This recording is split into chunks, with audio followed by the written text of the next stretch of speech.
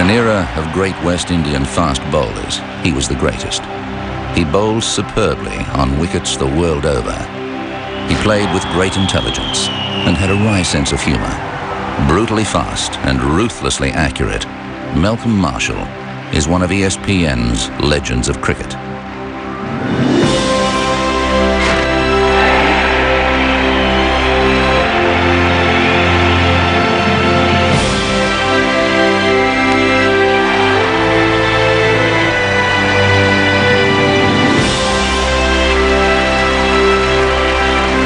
Headingley, Leeds, 1984. Malcolm Marshall smashed his left thumb while fielding. It was assumed he would take no further part in the game. But not only did he bat, he bowled in devastating fashion. And he's gone, caught and bowled with one hand. I remember when he broke his hand at Leeds and we thought that they thought that he wasn't going to play. And I said, well, hey, would you like to play? And he was surprised that I'd asked him. And he said, yes, I will. And he's gone this time. Inside edge, I suspect. Marshall has 7 wickets.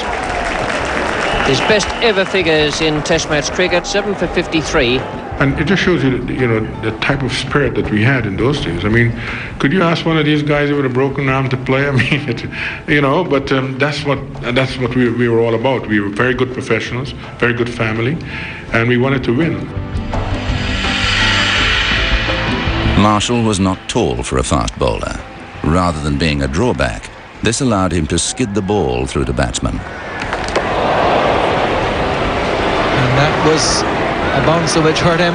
When you have that sort of pace, when you have the kind of skill that he had, moving the ball in both directions and the variety that he had, you are bound to be a great fast bowler because of the hard work that he put in. And that was Malcolm Marshall. Great skill, great control, lots of hard work. There's nothing that could have stopped him. He bowled a slippery, skiddy bouncer, caused all batsmen problems, could swing it at a high pace. On this day, he was unplayable. Oh, and first ball, Malcolm Marshall has ripped the Yorker right through him. He ran through the crease with lovely fluid action, and he generated a great deal of pace, and he was a skidder. A lot of the tall guys will hit the pitch and rear it up at you. But Malcolm skidded it from there, and you weren't quite sure if it was coming there or there or there. And a very dangerous bowler and a very, very good one. An average of 21, amazing stats, and he's hurt everyone. He can hit you in the head and hurt you, then he'd come up and bowl nice loud swingers or in swingers. He had all of it. I think if you wanted to bowl leg spin, he'd be great at that. Beyond his raw ability, Marshall had an exceptional cricketing brain. Ruthless, that's what he was, and you knew that when you played against him, that he was ruthless. But a lovely guy off the field. Would talk about bowling, and I was lucky enough one night in the Caribbean to be listening to him talking at the bar, about when he first found out about reverse swing. He just literally held the ball one way and it started to go, and within 3 balls he knew what the ball was doing. Marshall had it all. He was a sensational bowler, and when you think that West Indies in the 1980s had so many fast bowlers to choose from, to be able to point at Marshall and say unequivocally that he was the greatest of those quick bowlers is the best thing you can say about him. He was just head and shoulders above so many of his contemporaries. I must say that he had a very economical run-up, and for this very lopey sort of economical run-up and slight wrong foot action, he was furiously fast and very deceptive as well. And he's bowled it. I thought he was a complete fast bowler. Could do everything with the ball, in swingers, out swingers. If it wasn't swinging, he could seam it off the deck, He was just complete. He had good pace. And I think above all, he was smart with it, So that's why I give him the edge above everybody else. Well, there's the stump that got broken with the ball hitting the middle stump, Martin Crowe's middle stump. One of the complete bowlers of all time. I've read a lot about the great Dennis Lillee, one of the greatest bowler of all time. But in my book, I pick up a bowler who was the greatest of all time. Has to be Malcolm Marshall. That's LBW. And Malcolm Marshall has now taken his 300th Test match wicket. Malcolm Marshall joins the 300 club.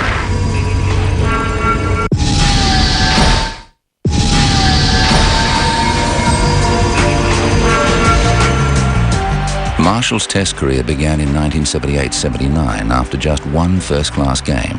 He didn't immediately excel at the top level, but he did enough to book a place in the West Indies squad for the 1979 World Cup. He made his first real impact on a Test match at Old Trafford in 1980. He took 3 wickets in 14 balls, but would not fully establish himself in the Test side for another 2.5 years. He bowled in the nets and he was rapid.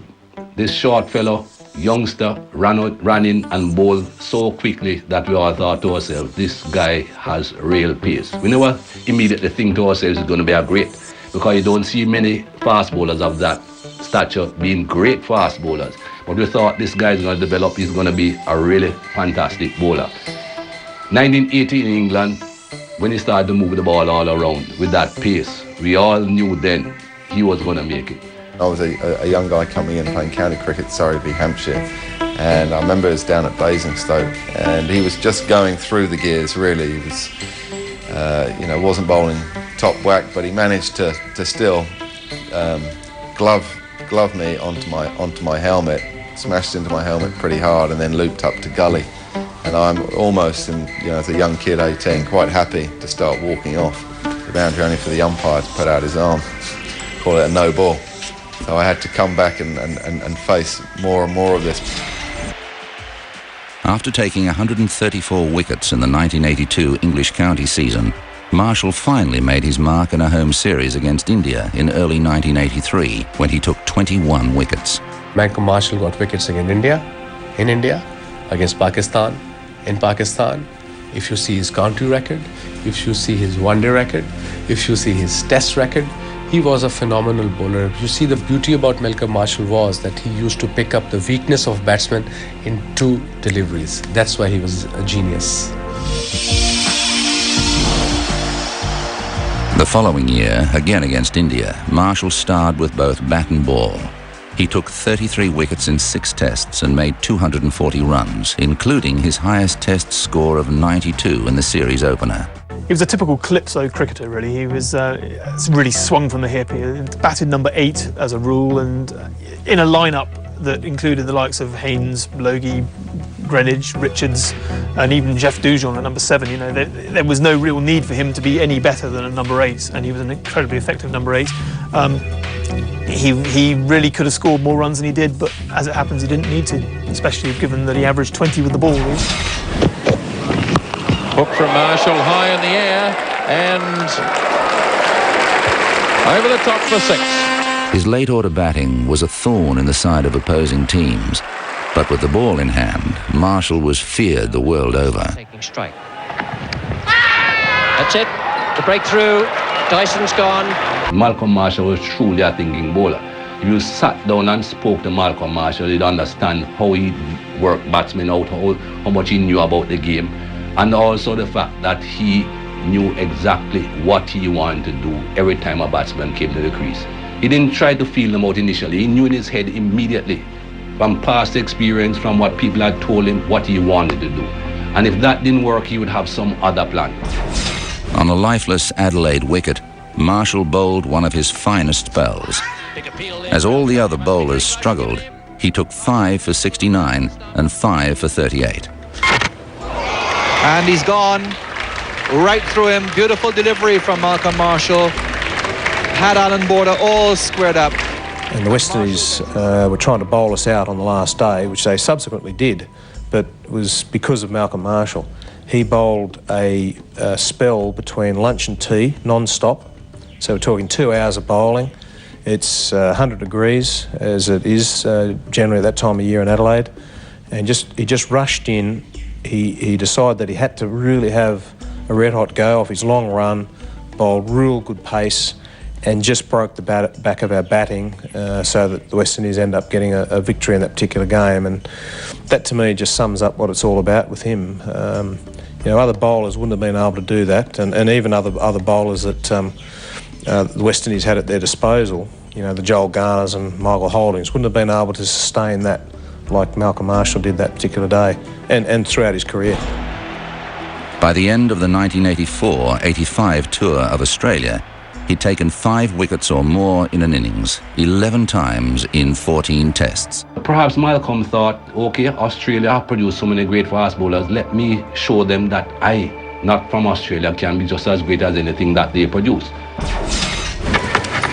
Oh, that's a brute of a delivery. For the next 2 years, Marshall was irresistible. In terms of tests played, he became the quickest player to reach 200 wickets. He was at times ferocious. He was a brute of a bowler for me because he bowled so aggressively and it was at you so often, so accurate that there was never ever any let up. His bouncer was the most dangerous bouncer because it was always threatening. It was, at times life-threatening.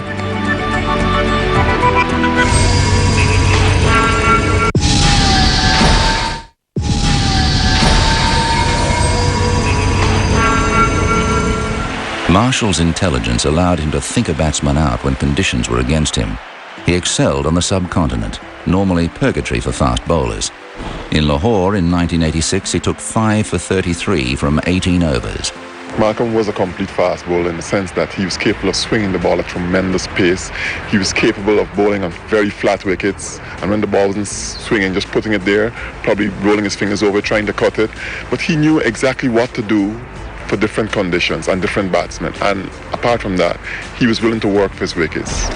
He worked very hard at his bowling, he worked very hard at his fitness. Malcolm Marshall is one of the first guys that I recognized to put so much weight and hard work into his legs, because he ran in that fast. He knew his legs had to carry. So he put a lot of hard work into those legs to build them up to get them strong. At Old Trafford in 1988, Malcolm Marshall took 5 wickets in an hour, finishing with 7 for 22 as England were dismissed for 93. Marshall was at his absolute peak in England in 1988. It was in something of a transition period for the West Indies in terms of fast bowlers. Holding and Garner had retired the previous year. Ambrose had just come into the side. Walsh was still evolving into the great bowler that he was through the 90s. So Malcolm Marshall was definitely the man. And he rose to that, whereas he'd been the leading bowler in a great side earlier. In 88, he really needed to climb up, and he did that so well, and never was that better illustrated than when he took 7 for 22 in that 88 series. In Australia in 1988-89, Marshall took 5 for 29 on the spin-friendly Sydney Cricket Ground wicket. The Sydney Cricket Ground curator produced a pitch, a spinner's pitch. There was so much a spinner's pitch that Alan Border took 11 wickets in the test. I mean, it took 7 for him one innings. And with all due respect to Border, he wasn't a test-class spin bowler. And yet on that same wicket, which was so dead for fast bowlers, Malcolm Marshall came out and adapted it to the conditions to the stage where he took 5 for 29 off 31 overs. We're talking about a bowler here that, you can imagine facing him in Brisbane or Perth where, there's bounce and a little bit of sideways movement. He'd run in and bowl absolute express pace and be hard work on those conditions. But we're talking about a wicket here in Sydney that was a bit more of a turner, pretty flat facing the fast bowlers, and he still finds a way to get people out. Shortens his run, runs his finger over the seam. Just a very, very capable fast bowler in all conditions. He really knew the art of bowling, and I can remember one day here in Sydney where the ball never got above stump high at any stage of the game. It was certainly not a fast bowler's wicket, and yet he bowled superbly and got the wickets. And to me, it was only because of his enormous skills. Marshall's international career ended after the 1991 tour of England. He played for Hampshire until 1993 and for Natal in South Africa until 1994-95.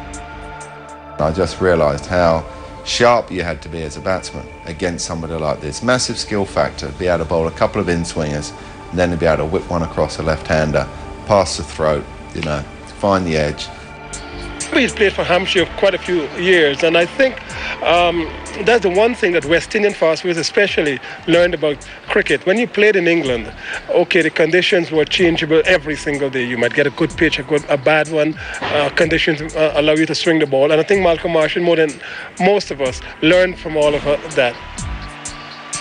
He led Natal to the Castle Cup title. and was named one of South Africa's Cricketers of the Year. He was an enormously influential figure on emerging all-rounder Shaun Pollock. He had a huge impact on my career.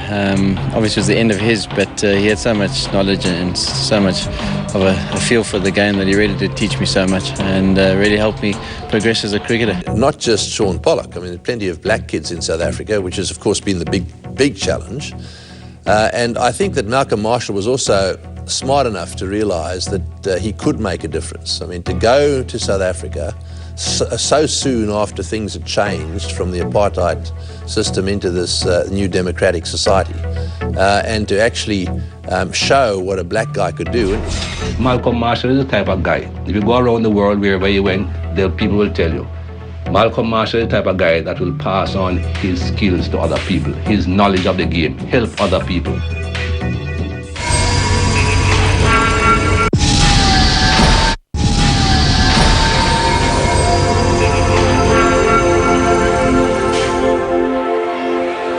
Marshall on his way to him. Oh, he's bowled in! And Marshall runs down the wicket.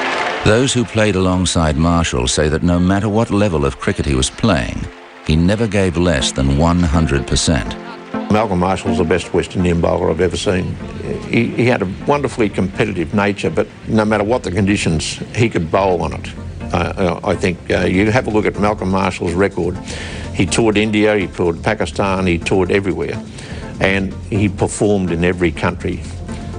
He had superb control, he bowled superb line and length.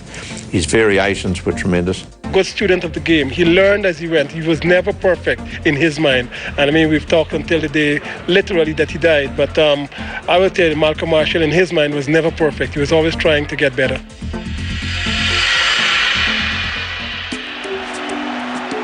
Marshall became ill with colon cancer during the 1999 World Cup. Chemotherapy was ineffective, and he died in November 1999.